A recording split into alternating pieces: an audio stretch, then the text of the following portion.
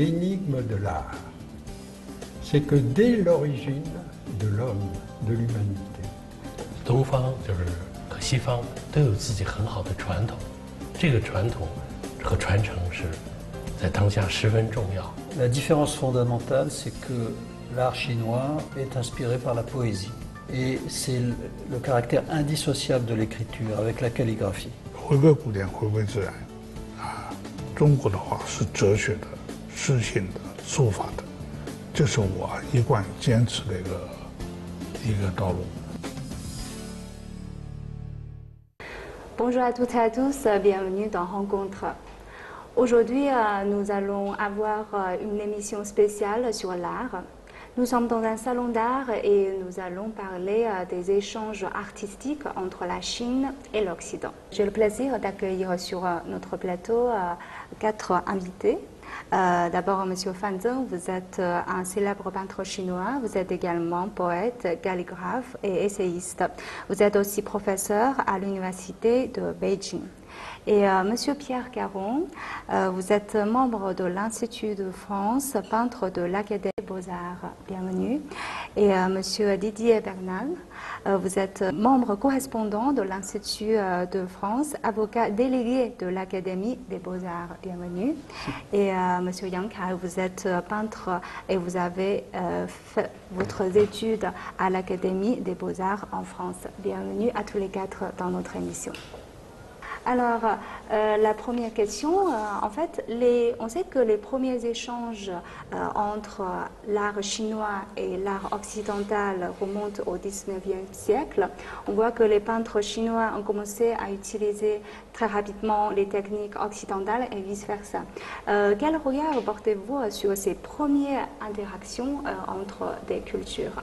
Sans doute, il faut remonter encore plus loin dans le temps et s'interroger sur le commerce avec la route de la soie qui fait que la Chine n'est pas isolée, mais elle diffuse une culture par les voies commerciales et déjà des échanges avec des cultures très anciennes amènent évidemment des contacts et des influences qui vont être déterminantes, mais qui sont très difficiles à évaluer.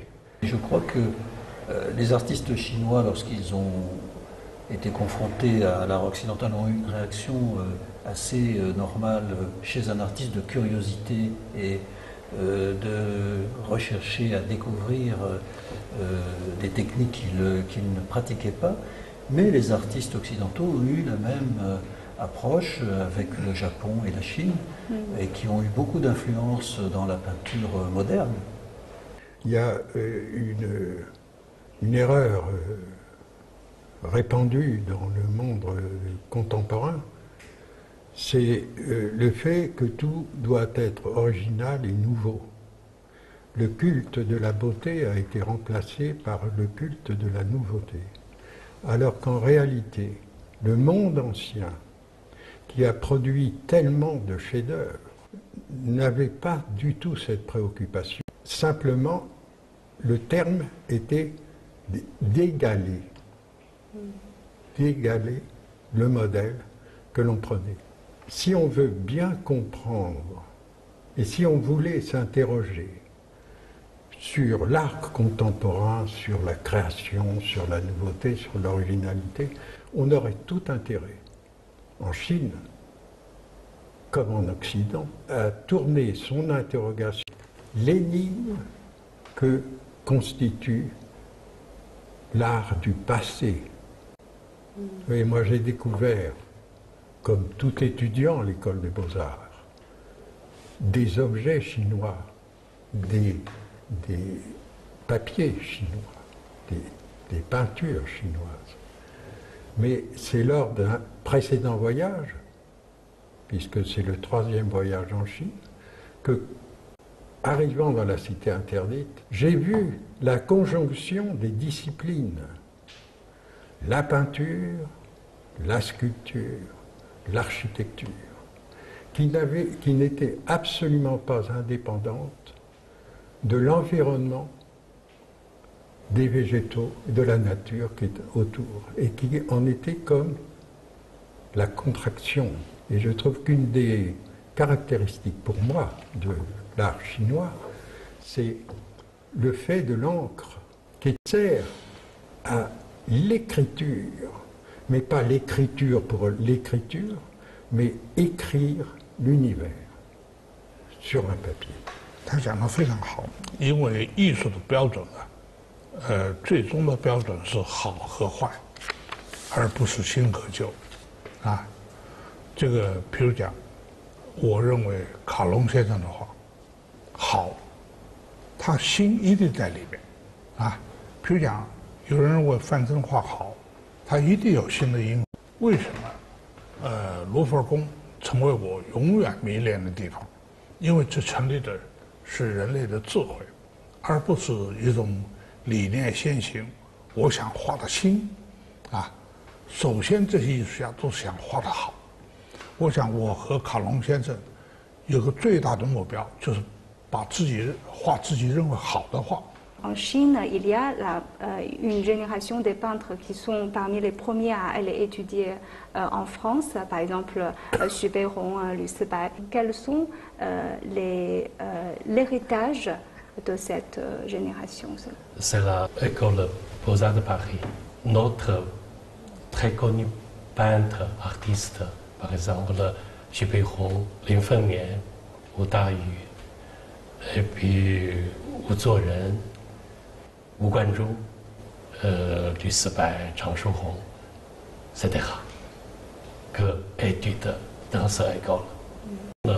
L'école Beaux-Arts de Paris, c'est très important au monde entier. Aussi pour notre pays, c'est très important. Au début du siècle dernier, de nombreux Chinois, parmi lesquels Xu Beihong, Lin Fengmian ou encore Zhang Shuhong, sont partis en France pour étudier les beaux-arts. Parmi ces étudiants, certains se préoccupaient avant tout de réalisme pour réformer la peinture chinoise. D'autres souhaitaient apprendre la peinture impressionniste, qui est plus proche de l'esprit de la peinture chinoise, afin de réunir peinture occidentale et peinture traditionnelle chinoise et engendrer un style nouveau. 的意思就是说，老祖宗留下的好的东西，我们继承它，守之坚守。垂绝者要衰亡的东西，我们来继之，把它重新继承起来。啊，不足者增之，来增加它。不好的东西，我们来改变它，重新创新。哎，东西方的东西可以采纳的东西，我们兼容之。 Après son retour en Chine, Lin Fengmian se vit proposer de créer le premier établissement supérieur d'éducation aux arts en Chine, l'École nationale professionnelle d'art, dont il deviendra le directeur. Quant à Xu Beihong, il enseigne dans de nombreux établissements comme l'Institut des arts de l'Université de Beijing et l'Institut central des beaux-arts de Chine.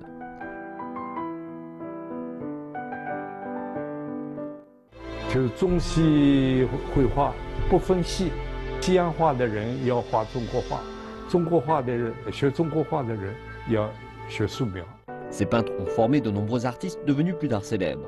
Ils ont ainsi joué un rôle fondamental dans l'éducation moderne artistique en Chine.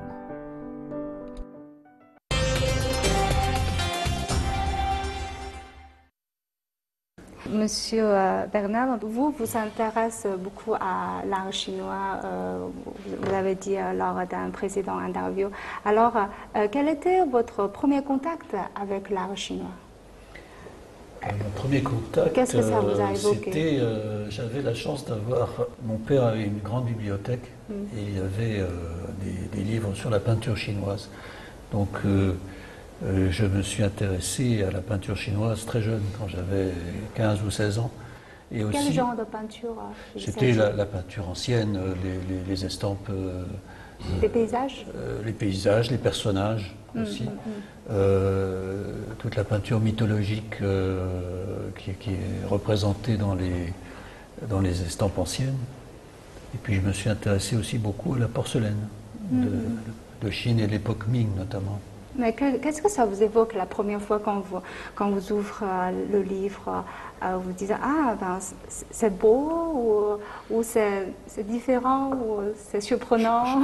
Je ne sais pas si je pourrais vous dire ce que mais en tout cas j'y ai consacré beaucoup d'heures et j'ai passé beaucoup de temps avec beaucoup d'intérêt à regarder ces ouvrages.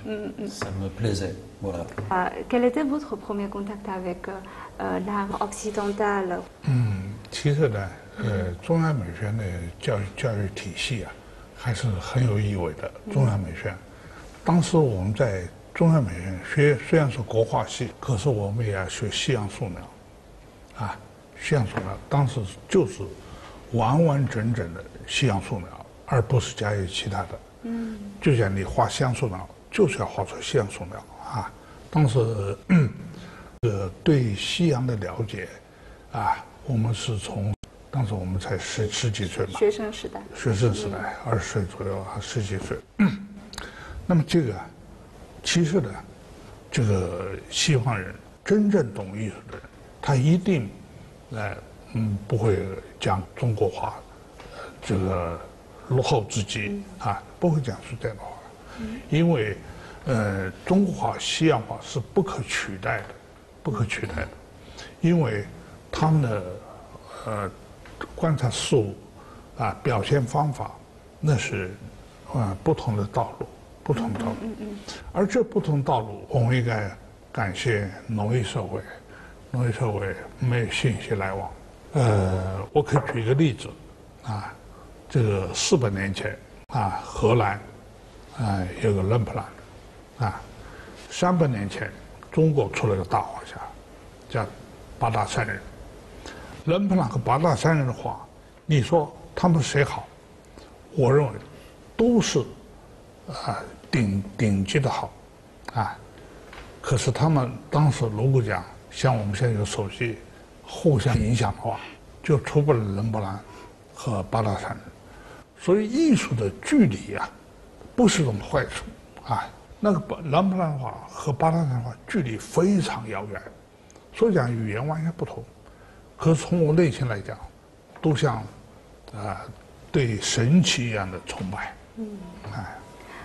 Quel était votre premier contact avec l'art chinois et comment voyez-vous la distance dans la création de l'art? Moi, c'est à l'école, évidemment, des Beaux-Arts. Il y a une bibliothèque dans le Palais des Études où il y a tous les documents possibles. Et un étudiant à l'école des Beaux-Arts, un élève, pas un étudiant, un élève à l'école des Beaux-Arts, va dans la bibliothèque, il prend au hasard des livres, ou pas au hasard, selon. Et il passe du temps à tourner les pages, les images, comme ça. Et tout d'un coup, il est frappé par un élément. Moi, j'ai évidemment, à l'école des Beaux-Arts, mais aussi dans le quartier, quand on sortait de l'école, il y avait des antiquaires et tout d'un coup, on voyait un objet chinois sublime, parce que on parle de la peinture, mais la sculpture... L'art, on parle. Oui, l'art, mais la sculpture, chez un antiquaire, par exemple, une sculpture chinoise, d'un coup, elle prend toute la vitrine, parce que c'est une force, c'est magnifique. Et alors ça, ce sont les contacts de jeunesse, comme ça, et tout d'un coup, on s'interroge sur cette forme et elle se place quelque part dans l'être humain, dans la tête, dans un endroit, et elle va ressurgir d'une certaine manière, d'une autre façon, sans doute, dans l'œuvre à venir. Mais là où j'ai eu, dans le premier voyage, en étant dans la cité interdite, seul, à méditer et à regarder, j'ai été envahi par le spectacle général. Et j'ai essayé de mieux comprendre les successions des paliers dans cette cité, l'environnement arrière de la cité impériale avec ses jardins un peu construits par l'homme. J'ai compris mieux, de vue in situ, j'ai mieux compris la conjonction dont je parlais tout à l'heure de toutes les disciplines au service de l'art. Vous avez des contacts avec l'art chinois et l'art occidental et d'après votre observation, donc, quelle différence pouvez-vous remarquer des deux arts? Je pense que la différence fondamentale, c'est que l'art chinois est inspiré par la poésie. Et c'est le caractère indissociable de l'écriture avec la calligraphie. Ça, c'est ce qui caractérise vraiment l'art chinois, la présence de l'écriture et de la calligraphie qui est liée à la peinture et dans un esprit poétique. 中国画是哲学的，是诗性的，它有具有诗的性质，是书法的。因为中国画拿毛笔一定要有书法的基础，才能使线条有力量。这个中国人对线条有一个特殊的敏感，因此线的造型本领往往决定一个艺术家的高低技法的高低。所以讲，回归古典，回归自然，中国的画是哲学的、诗性的、书法的，这是我一贯坚持的一个道路。如果讲有人说范增是个诗人，我比人家说范增是个画家，我还高兴。所以讲这个，诗人和画家有密不可分的联系而且中国画家他必须有东方的哲学的思维你比如讲，刚才康龙先生问我的毛笔的中国最重要的就是宣纸的白和墨的黑这两个东西是构成中国画的骨干这个知白守黑，知道这个白，守住这个黑，黑白两个东西是同出而异名，同时出来，名字不同而已。当你画这个线条的时候，空间就在后面，你不仅画了前面东西，也同时画了后面的东西所以讲中国画家一般对中国古典哲学，尤其是老庄的哲学和释迦牟尼的哲学都是相当的感兴趣，或者他本身就是非常有研究的Et Monsieur Yang Kai, vous avez vécu en France aussi, et vous peignez aussi, vous faites la peinture à l'huile aussi. Donc, quelle est votre observation entre cette différence? 我很有幸就是到这个巴黎美院皮尔卡洪工作室学习。在这期间呢，就是说他这个工作室呢是巴黎美院最后一间写实工作室。而且这个工作室是皮尔卡洪他们从意大利就是罗马这传承过来的，就是巴尔蒂斯他们一种很好的传承。实际上呢，咱们东方就是和西方都有自己很好的传统，这个传统和传承是在当下十分重要。我觉得这个，比如说这个咱们中国的故宫。法国的卢浮宫，它都是这个就是人类的最优秀的文化艺术的一个宝藏就在这块儿。所以呢，从这当中我们都看到我们这个就是艺术和文化的这个里程，就是这样。不同的技术，就是中国绘画有中国绘画的技术，技术只是一个。为艺术服务的一个东西，但是这个技术是一种支撑，很重要。这个技术里面的传承呢也十分重要，但是他们的思想最终是表达思想、表达情感、表达精神，和它这两种好的东西呢可以很好的融合的一种面貌。像刚才魏先生讲的，就是说，就分不清了，它这个就是好的艺术，最后就是一种。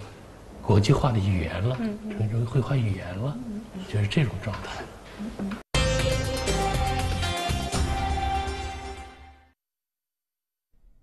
Dans le monde actuel, l'art s'est détaché de la tradition académique pour se confronter à la vie quotidienne et à la réalité immédiate à travers l'usage d'une grande variété de styles et de formes.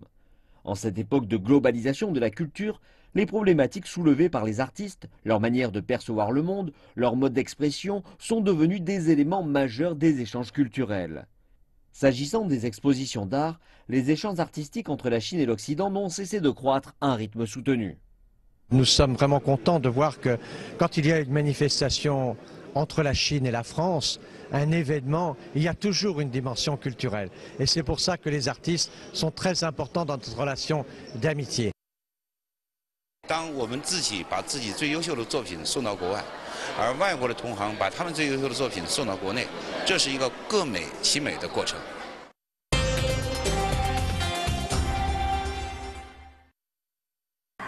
Aujourd'hui, on voit qu'on n'est plus dans l'époque où les gens ne communiquent difficilement avec l'autre. En fait, M. Faure a mentionné un peu tout à l'heure la distance. Voilà. Mais dans ce monde d'aujourd'hui, comment voyez-vous les échanges artistiques entre la Chine et l'Occident? Est-ce que c'est... Comme aujourd'hui. Comme aujourd'hui. Aujourd'hui, c'est l'exemple même d'une relation efficace, d'une certaine manière. Ce qui manque le plus, même dans les académies, c'est une véritable réflexion. Une réflexion de bon sens. Puisque nous sommes des hommes de métier, il faut aussi avoir du bon sens. Qu'est-ce que l'on peut faire aujourd'hui?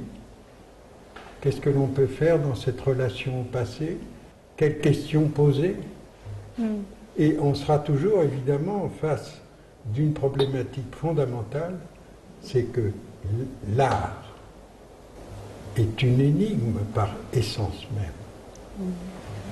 Nous avons fait donc l'année dernière l'exposition des peintres et graveurs de l'Académie au Namok, et le Namok a envoyé des peintres chinois dans la salle de l'Académie pendant 3 semaines pour faire une exposition. Il y a les échanges d'exposition, mais il y a aussi les rencontres. Et puis aujourd'hui, on voyage plus facilement, donc ça permet aussi aux artistes de se connaître mieux. Comment Manet va succéder à Courbet? Ils se connaissent, ces peintres. Ils vont sur la même plage à Deauville. Et comment se passe cette transmission?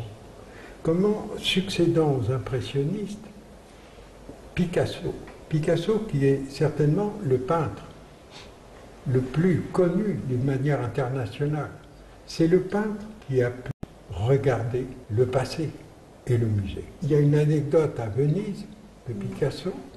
Picasso regarde les tableaux, les chefs-d'œuvre italiens, et il dit « Celui-ci, je ne l'ai pas fait, je le ferai la semaine prochaine. » 卡隆先生最近一直在说就是Qatar这个问题，就是标准问题。他最近在我们下面也说这是一个全世界的一个问题，尤其在艺术方面，就是他这个标准实际上是有标准的，现在有点混乱，但实际上有标准的。这个从传承上的角度看，从美术史角度看，这是一个很小的阶段，所以呢，应该是继承优秀的文化往前行。当今呢，因为这个信息时代来临，东西方的接触瞬息之间就可来到眼前，这个是古人所不可比的。可是你知道，这个后工业化时期来了以后，速度是一个旗帜，速度往往使人忘记了自己的身世，忘记了身世。艺术有2种，一种它属于永恒，一种属于渊源过眼，永恒的艺术，一定是真实的、美好的，渊源过眼的，一定是时髦的，在我们艺术家看来是，不屑一顾的，可是现在年轻人很难认识这一点，这也是我感到遗憾的。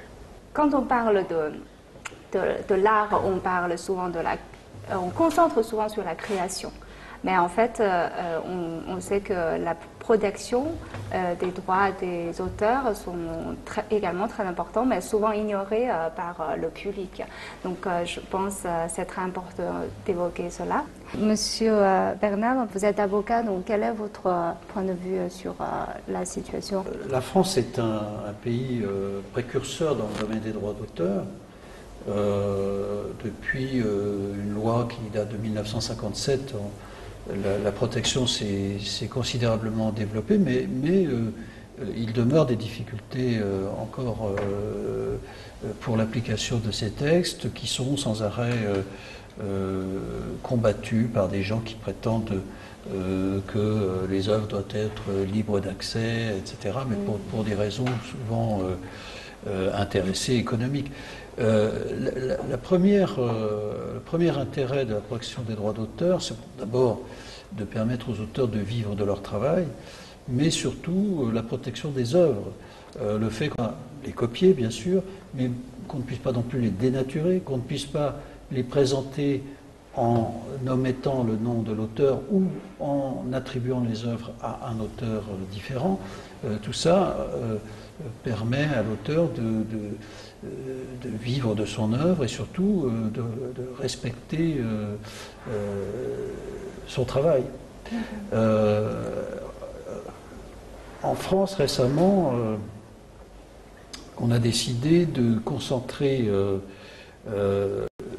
les juridictions sur seulement 9 tribunaux pour avoir des magistrats compétents dans ce domaine qui est un domaine très délicat, très difficile, que peu de juristes connaissent, et afin donc de renforcer cette protection. Mais ça reste, je dirais, un combat permanent, notamment sur la question du droit moral, le droit moral qui est justement le droit au respect de l'œuvre et au respect de l'auteur et de son œuvre. Si vous voulez, on peut parler de... Alors, ce que j'ai constaté en Chine, il y a un début d'intérêt pour ces questions.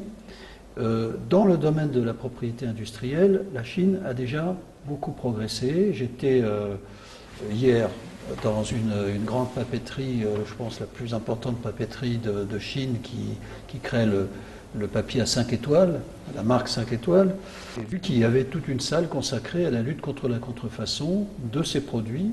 Donc, sur le plan industriel, la Chine est déjà engagée dans cette démarche. Et le droit d'auteur suivra, je pense. C'est lié tout simplement à partir du moment où il y a innovation, où il y a création, il y a un besoin de protection pour que cette création ne soit pas une richesse perdue. Alors, si vous voulez, je termine sur cette question. Oui. Il faut que les artistes chinois s'organisent pour cette protection. C'est une protection qui doit être collective. Elle ne peut pas être individuelle. Chaque artiste ne peut pas se défendre individuellement sur ces questions. Ça passe par des sociétés de défense des droits d'auteur, comme nous avons en France la SACEM pour la musique.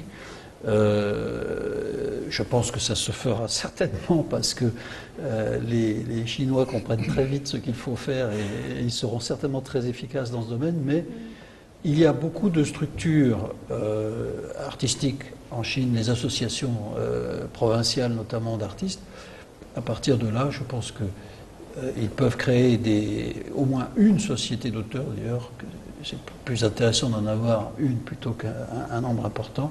Et elle sera efficace pour la protection des droits, car la Chine, depuis longtemps, a signé la Convention de Berne, qui est la base de la protection du droit d'auteur dans le monde entier. C'est sur cette note très sérieuse qu'on va terminer notre émission d'aujourd'hui. Merci à tous les 4 d'avoir partagé votre expérience personnelle, votre point de vue personnel avec nos téléspectateurs. Je vous remercie beaucoup.